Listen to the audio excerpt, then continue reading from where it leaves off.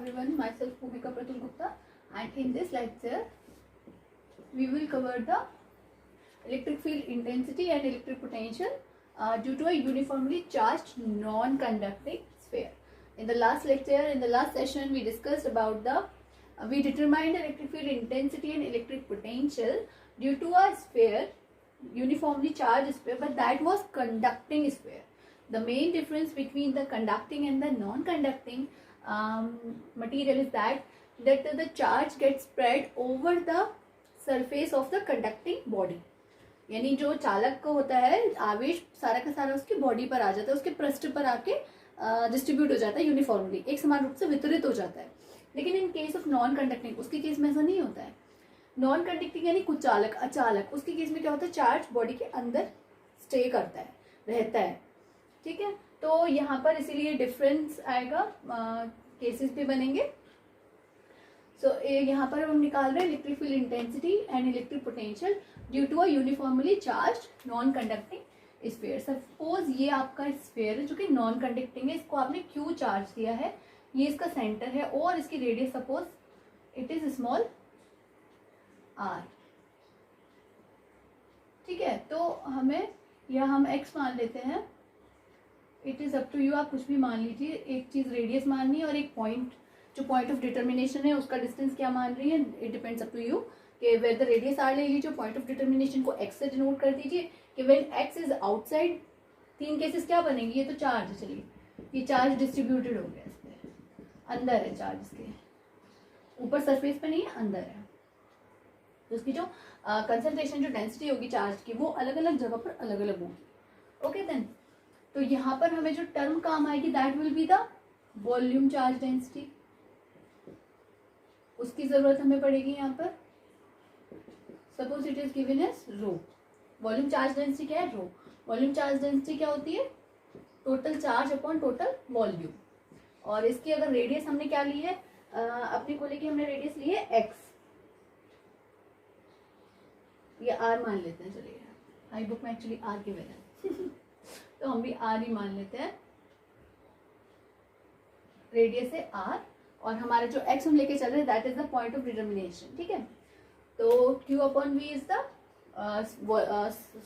Volume charge density. आयतन आवेश घनत्व है, यानी यूनिट वॉल्यूम का आवेश पर वॉल्यूम पे, पर यूनिट वॉल्यूम पे कितना चार्ज है, ये इस चीज की जानकारी आपको कौन देगा, दिस टर्म रो.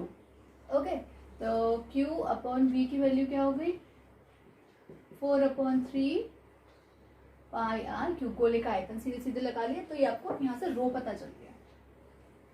तो जब आपको रो पता चल गया तो उसके अकॉर्डिंगली आपको जैसे जैसे जरूरत पड़ेगी आप value of charge find out कर सकते हैं. तो यहाँ पे अब हम जो निकालेंगे इलेक्ट्रिक फील्ड की इंटेंसिटी और इलेक्ट्रिक पोटेंशियल, तीन केसेस के लिए निकालेंगे. क्या क्या, कि when X is greater than R, यानी कि पॉइंट क्या है, फॉर आउटसाइड पॉइंट. इसका मतलब हो गया जब पॉइंट कहाँ है, बाहर है, यानी कि यहाँ कहीं कहीं भी लाई कर रहा है एक्स दूरी पर. ठीक है, एक्स कैसी, जब आर से बड़ी है. This is x. ये हो गया आपका केस 1. ठीक है, दूसरा केस क्या आएगा, वही से when it is on surface, and the third one will be same as before, less than R. यानी जब गोले के अंदर किसी बिंदु पर आप निकालना चाह रहे हैं, जैसे कि इस पॉइंट पर इलेक्ट्रिक फील्ड की इंटेंसिटी क्या है, इलेक्ट्रिक पोटेंशियल क्या है, इस पॉइंट पर इलेक्ट्रिक फील्ड की इंटेंसिटी और पोटेंशियल की वैल्यू क्या है, जब आपको वो निकालना है तो ये सारे पॉइंट गोले के अंदर है ना, गोले के अंदर के सारे पॉइंट्स की क्या वैल्यू रहेगी, वो जब आपको फाइंड आउट करनी है तो वो थर्ड कैटेगरी में आएगा वो वाला पॉइंट. तो और डिपेंडिंग अपॉन द कि आप कहाँ पर निकालना चाह रहे हो, आप गोले के बाहर आप यहाँ निकालना चाह रहे हो तो वो फर्स्ट कैटेगरी में आएगा. तो ये वाला फॉर्मूला आप अप्लाई करेंगे. ठीक है, आपको निकालना था यहाँ पर, हम इस पॉइंट पर निकालना चाह रहे हैं कि जी इस चार्ज की वजह से यहाँ पर इलेक्ट्रिक फील्ड की इंटेंसिटी क्या होगी और पोटेंशियल क्या होगा. तो आप ये वाला केस अप्लाई करेंगे, इनर पॉइंट. ठीक है, तो ये मैंने आपको पूरा ब्रीफ दे दिया है. फटाफट से फ्लो में इस डेरिवेशन को हम कंप्लीट कर लेते हैं. अच्छा खासा टॉपिक है ये, so let's try to cover it fast.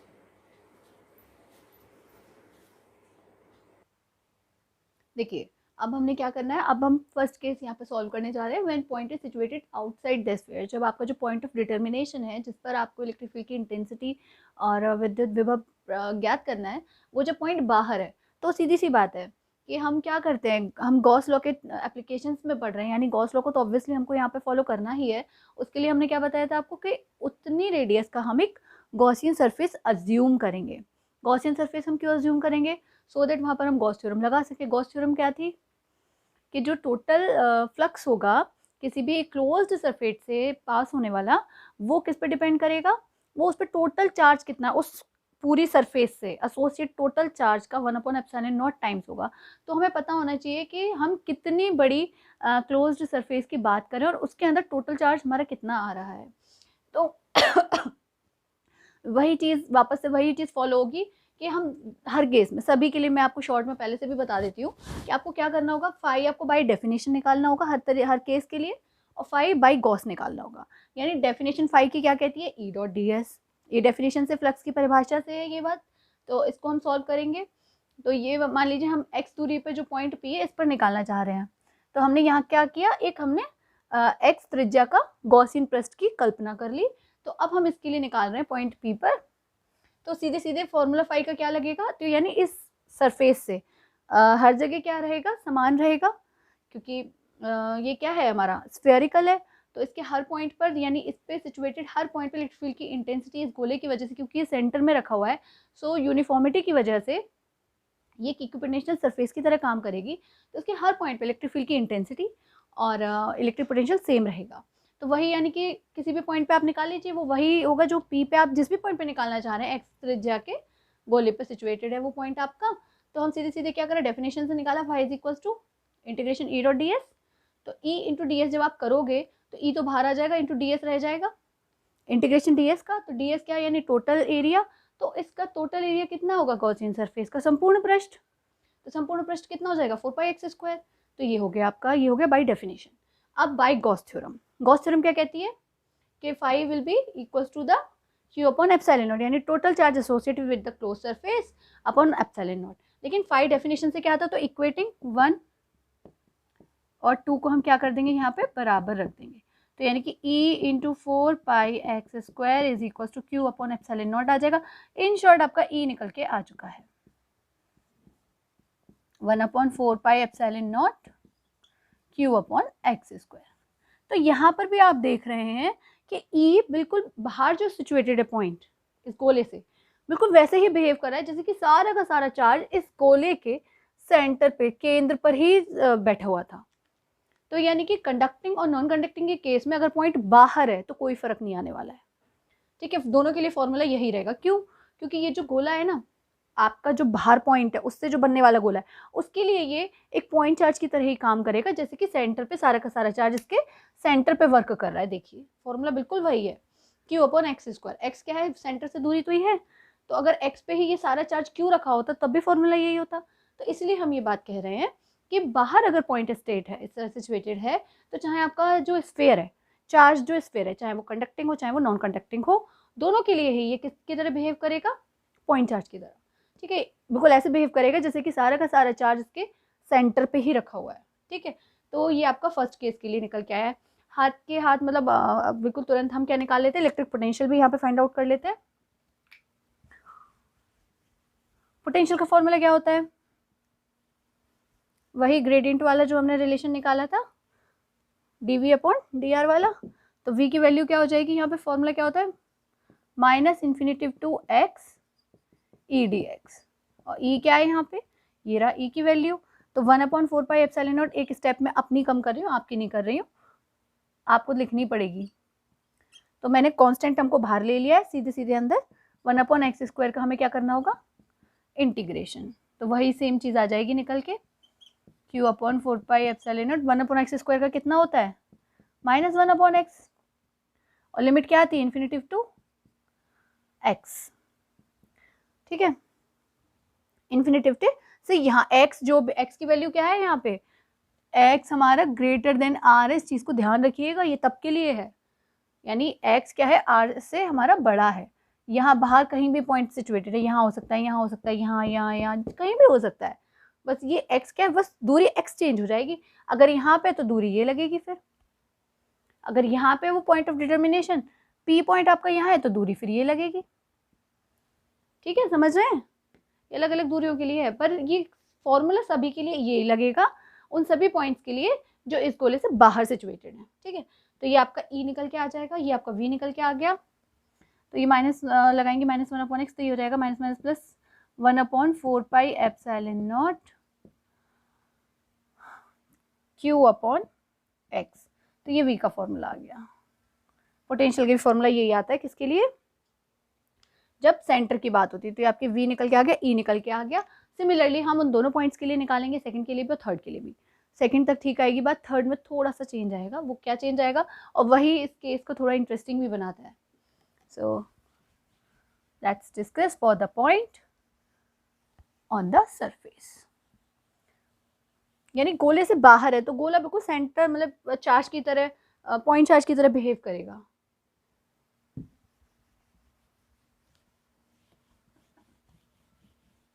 अब थोड़ा सा बड़ा बनाएंगे, केस 2 कर देते हैं। When point situated not outside on the sphere, यानी x is equals to r। तो सरफेस के लिए तो सीधे सीधे देखो, अभी जो फॉर्मूला हमने डिस्कस किया था उसी में x को बस r रखना है, दैट्स इट, क्योंकि बाहर तक बिल्कुल बॉर्डर तक वही चीज़ वैलिड है। ठीक है, उसके सरफेस पर आते ही वही गॉसियन सरफेस बन जाएगी, तो उसके लिए भी ये दोनों फॉर्मूले, यानी v क्या हो जाएगा, वही 1/4 पाई एप्सिलॉन नॉट Q/x, यहाँ x बराबर r रखेंगे तो 1/4 पाई एप्सिलॉन नॉट Q/r, और e की वैल्यू क्या हो जाएगी, 1/4 pi epsilon not Q/x square, और x यहाँ पे किसके बराबर है, r के, तो 1/4 pi epsilon not Q/r square. तो ये आपके E और V निकल के आ गए for point on the surface, जो बिल्कुल सरफेस पे बैठा हुआ है। ठीक है, तो आई डोंट थिंक इसमें कोई परेशानी रही होगी, बिल्कुल ईजी है समझने में, आप लोग को क्लियर भी बहुत अच्छे से कर दिया है। But still if you are having any kind of query, doubt और confusion, you can ask in the comment section. उसमें आप पूछ सकते हैं इजीली अच्छे से, और बाकी का तो आप ग्रुप पे पूछ ही सकते हैं। ठीक है,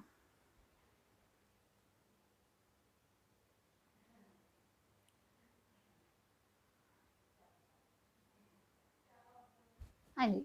तो अब हम निकाल रहे हैं थर्ड केस अपना, when point is situated inside the sphere. जब आपका जो पॉइंट ऑफ डिटर्मिनेशन है वो इस गोले के अंदर है। इस गोले को मैंने जूम करके दिखाया है जस्ट आपको सिर्फ। ठीक है, वही है गोला। अब ये मत सोचिएगा अभी एकदम बड़ा कैसे होगा, ये मैं आपको जूम व्यू करके दिखा रही हूँ, क्योंकि अब हमें इसके अंदर निकालना है। चार्ज तो ऐसे ही डिस्ट्रीब्यूटेड है जैसे कि अभी था, लेकिन जैसे मैंने आपको भी पहले बताया था ना कि इसकी जो डेंसिटी होगी चार्ज की, वो अलग अलग जगह पर अलग अलग होगी, तो उसके बिहाफ पर इसका जो फ्लक्स होगा वो चेंज हो जाएगा। तो यहाँ पर बस उन्हीं चीज़ों का हमें ध्यान रखना है। देखो, पहला तो फाई की वैल्यू हम निकालेंगे किससे, बाय डेफिनेशन। तो पहली स्टेप तो बिल्कुल सिमिलर है, बिल्कुल सेम चलनी है।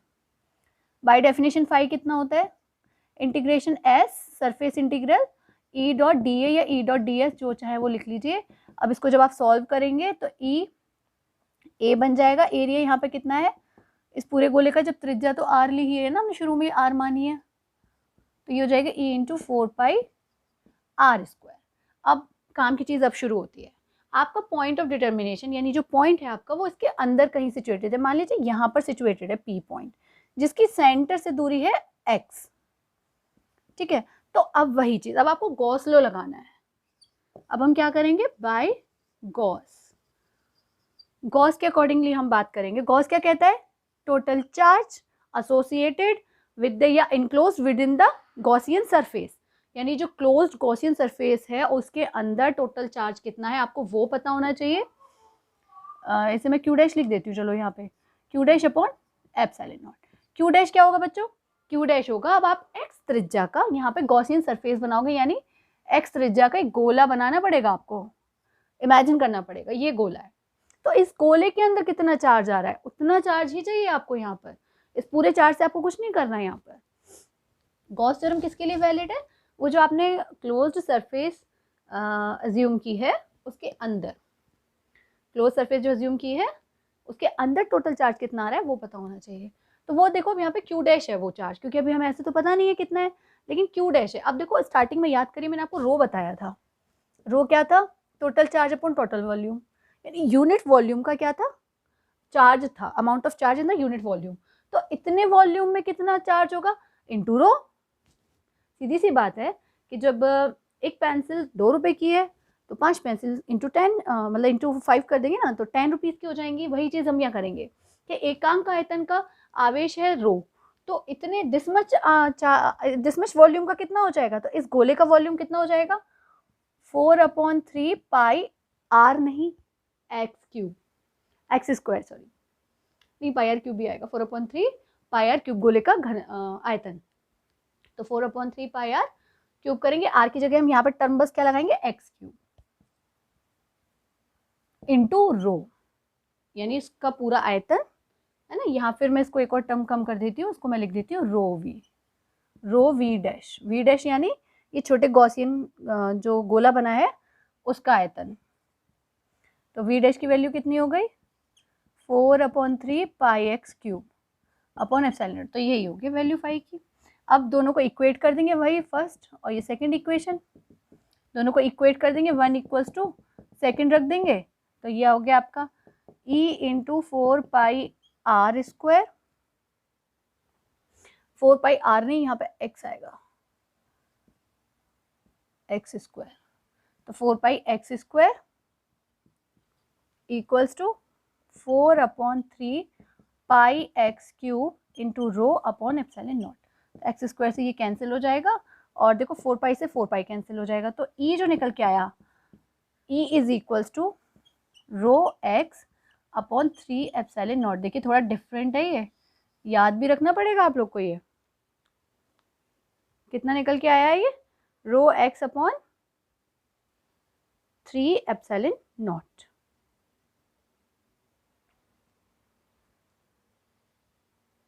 और यहाँ पे अब हम v की वैल्यू भी तो लगा सकते हैं, रो की वैल्यू, सॉरी रो कितने के बराबर है q अपॉन, यार मेरे मार्कर को क्या हो गया, हाँ जी, तो यहाँ पे रो की वैल्यू क्या हो जाएगी, देखो q अपॉन v था आपका 4/3 पाई आर क्यूब, जो हमारा चार्ज ये कंडक्टिंग नॉन कंडक्टिंग स्फेयर था क्यू चार्ज का, तो उसका तो q upon 4/3 pi R cube था ना, तो ये वैल्यू यहाँ पे हम सब्स्टिट्यूट कर सकते हैं 3q upon 4 pi R cube, इसको यहाँ सब्स्टिट्यूट करिए तो ये हो जाएगा 3q x upon 4 pi R cube, और एक यहाँ पे ऑलरेडी 3 था और एक एप्सिलॉन नॉट था। अब देखिए यहाँ पे पाई तो नहीं है, 3 से 3 कैंसिल हो जाएगा बस, तो ये अल्टीमेटली आपका वहीं घूम के आ गया 1/4 pi epsilon nought. Term easy रहती है याद करने के लिए, इसको एज इट इज लिया into QX upon are cube, ये फॉर्मूला आपका निकल के आ गया। तो E की वैल्यू क्या हो गई 1/4 pi epsilon naught QX upon are cube. In terms of rho वो ये रहेगी, ऑब्जेक्टिव्स में भी आता है तो ध्यान रखिएगा, ये दोनों ही सही फॉर्मूले हैं, बट ये इन टर्म्स ऑफ रो है और ये इन टर्म्स ऑफ क्यू है, टोटल चार्ज की फॉर्म में है ये। तो ये आपका निकल के आ चुका है।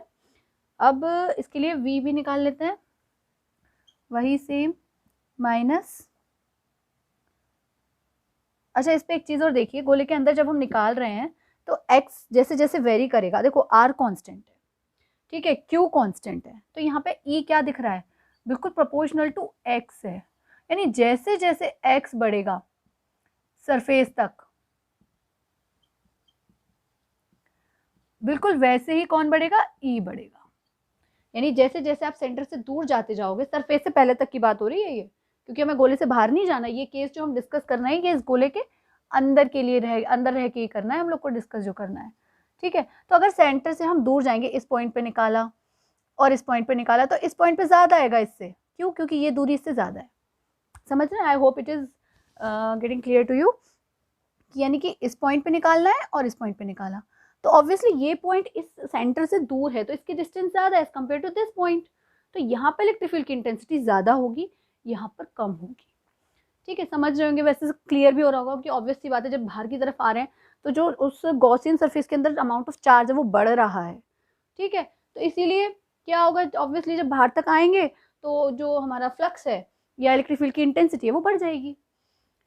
ओके देन, यानी इट मीन्स एट सेंटर अगर x = 0 है तो E भी 0 होगी, यानी सेंटर पे क्या है, सेंटर पे अगर हम यहाँ पर देखें तो सेंटर से दूरी सेंटर की 0 ही रहेगी, तो x की वैल्यू 0 अगर हम इस फॉर्मूले में रखेंगे तो e की वैल्यू क्या आएगी 0। ओके, तो ये आपका e क्लियर हो गया।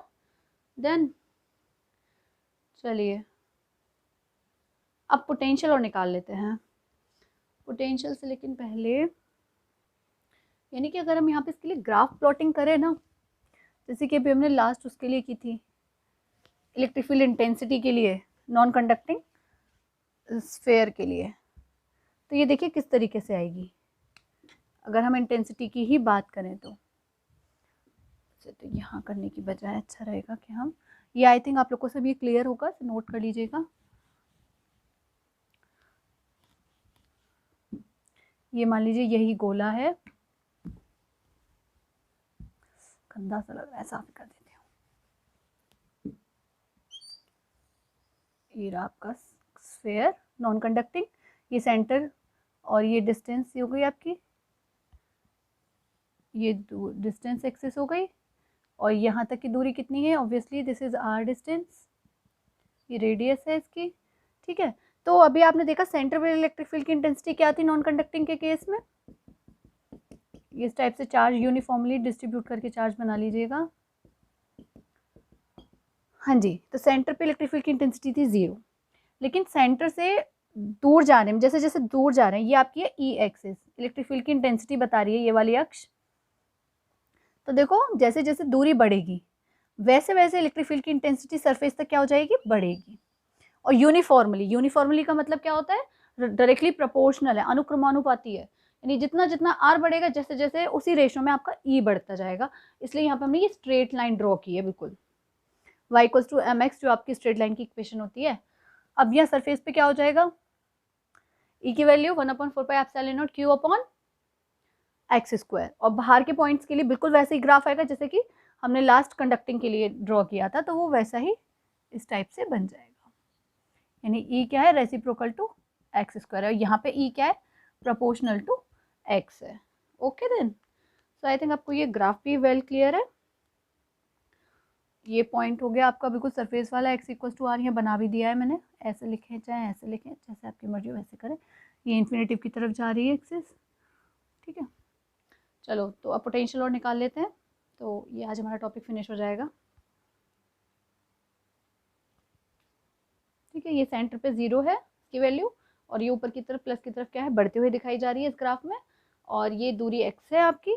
तो जब दूरी 0 है तो क्या है, इंटेंसिटी 0 है, फिर दूरी जैसे जैसे बढ़ेगी इंटेंसिटी उसी के अकॉर्डिंगली बढ़नी शुरू हो जाएगी, बिल्कुल लीनियरली। और उसके बाद यहाँ पर कितनी हो जाएगी, 1/4πε/0q/x², और फिर उसके बाद बिल्कुल उसी की तरह घटनी शुरू हो जाएगी। ठीक,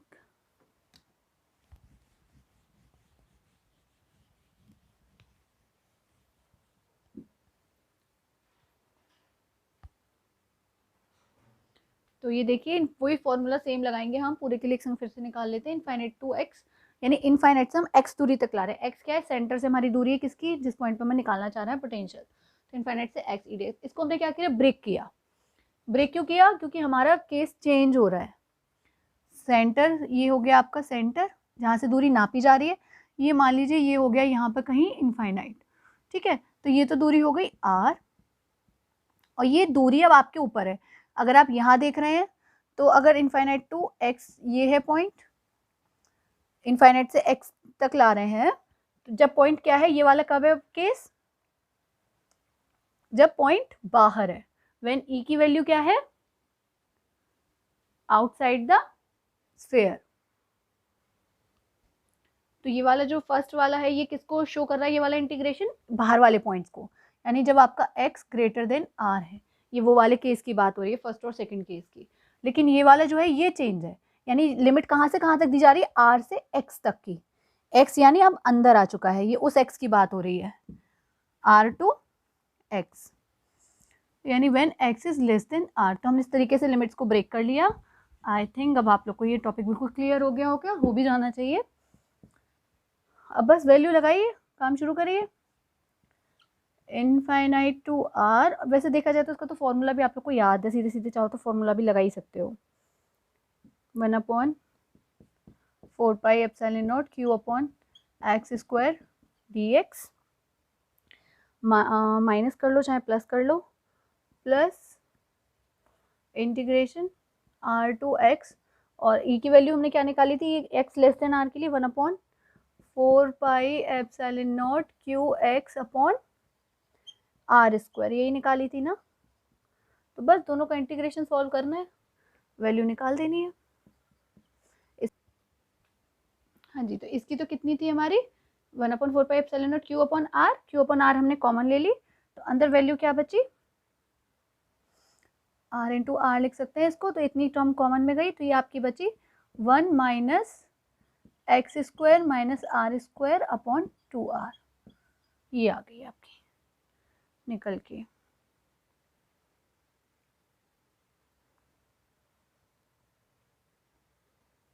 ठीक है, आर का अगर इंटू कर देंगे तो 1/r आर स्क्वायर हो जाएगा। अगर आर की डिपेंडेंस दिखानी है तो ये 1/r स्क्वायर और ये 1/r और ये 1/2r स्क्वायर, ये टर्म बन जाएगी। ये v की वैल्यू टोटल निकल के आ चुकी है, ये देख लीजिए।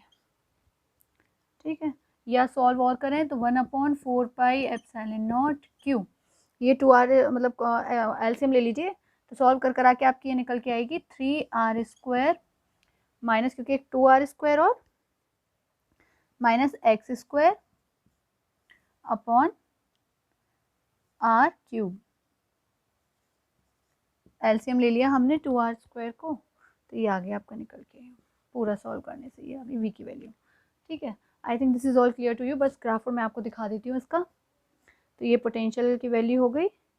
अच्छा, इस पे यहाँ पर भी आप देखो एट सेंटर, अगर सेंटर पे अगर हम यहाँ देखें एट सेंटर, यानी x की वैल्यू क्या है 0, तो यहाँ पर x की वैल्यू जब आप 0 रखोगे तो आपको क्या मिलेगी वैल्यू, यहाँ पे सेंटर पे पोटेंशियल की वैल्यू क्या हो जाएगी x 0 हो जाएगा, तो v आपका कांस्टेंट आएगा। वैसे भी सेंटर पे जब e 0 होता है तो जहाँ पर भी e 0 वहाँ पर पोटेंशियल कांस्टेंट ही होगा, क्योंकि हमारा क्या होता है इंटीग्रेशन e dx, और 0 का इंटीग्रेशन क्या हो जाएगा कांस्टेंट।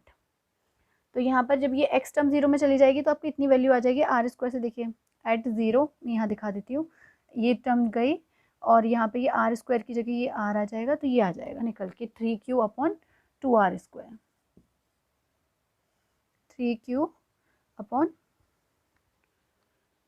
या फिर हम इसको ऐसे कह सकते हैं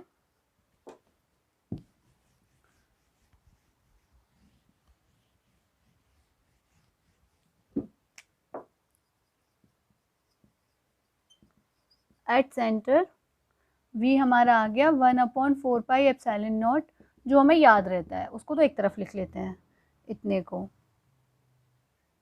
ठीक है,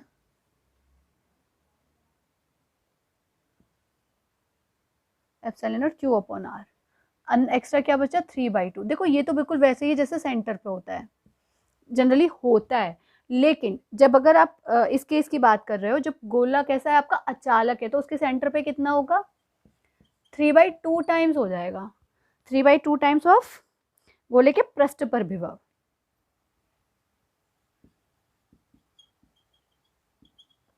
ये फॉर्मूला किसका होता है, आर दूरी पर सरफेस होती है, यानी कि सेंटर से सरफेस। तो ये आप देख रहे हैं ये आपका गोला है। अब इसके लिए हम विभव को डिस्कस कर रहे हैं। इस एक्सिस पे है आपका डिस्टेंस और इस एक्सिस पे हम डिस्कस कर रहे हैं पोटेंशियल की वैल्यू। तो देखो 1/4πε0 क्यू अपॉन आर कहाँ पर होती है, सरफेस पर, जहाँ एक्स की वैल्यू आर है। ठीक है, लेकिन सेंटर पे कितना था, अभी हमने बताया था 1.5 गुना ज़्यादा था, जितना सरफेस पर है उसका 1.5 गुना ज़्यादा सेंटर पर था पोटेंशियल की वैल्यू।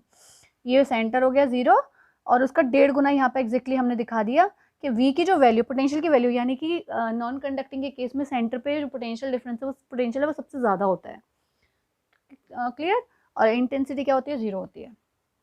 तो ये 1.5 गुना, फिर उसके हिसाब से, इस हिसाब से फॉर्मूले के अकॉर्डिंगली देखिएगा, इस हिसाब से घटेगा और उसके बाहर इसके अकॉर्डिंगली डिक्रीज होगा। तो ये आपका पूरा ग्राफ आ गया, आपका ग्राफिकल रिप्रेजेंटेशन। अब आपने इस चीज़ की समझ लिए, and this topic has been finished, so this topic is complete, but there are 2 more cases are there, not cases, 2 more applications of Gauss theorem is also there. We will discuss in the next session. Thank you.